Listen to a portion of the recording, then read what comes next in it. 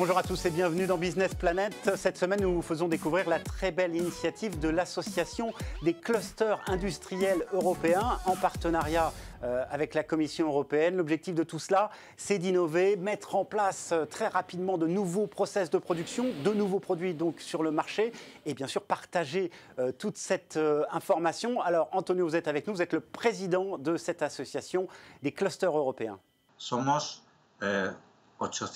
Nous sommes pratiquement 800 clusters, 120 000 entreprises.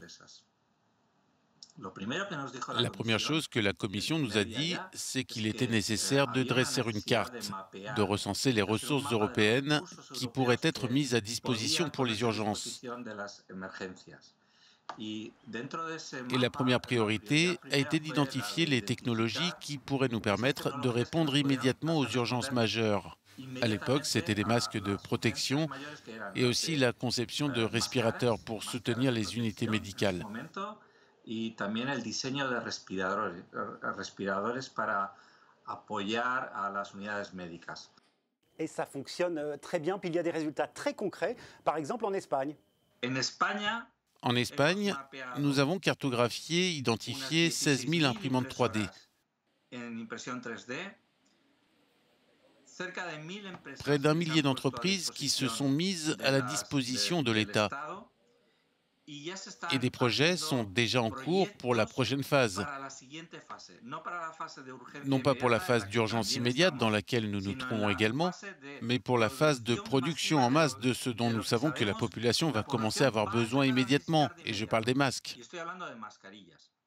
Alors un autre exemple, toujours en Espagne, avec Marc Ponsa qui est avec nous. Vous êtes le patron d'une PME qui emploie 60 personnes et qui jusqu'à maintenant était spécialisée dans la production de textiles outdoor. C'est bien ça? Ce tissu est généralement un tissu pour parasols et meubles d'extérieur.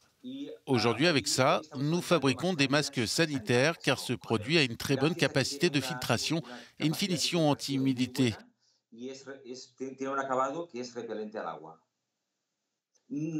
Personne n'avait jamais pensé qu'un tissu de parasol pouvait servir de masque. Nous l'utilisons et ça marche. Oui, et ce qu'il faut préciser, c'est que vous fabriquez également des blouses avec ce textile. Alors, en quoi l'initiative des clusters européens à laquelle vous avez participé vous a aidé à obtenir ces résultats ? Ce sont des produits dont les gens ont besoin aujourd'hui, pas dans un mois. Nous ne connaissions pas ce marché. Nous avions besoin des informations, de l'aide du cluster pour savoir où nous pouvions certifier nos tissus, où nous pouvions les vendre et qui en avait besoin. Et sur ces deux points, le cluster nous a beaucoup aidés. Et être utile pour la société, bien sûr. Oui, bien entendu, être utile à la société et aider en ces temps difficiles. Mais nous savons aussi que pour être utile à la société, il faut maintenir les emplois que nous assurons aujourd'hui. Merci beaucoup Marc, merci également à Antonio qui était avec nous.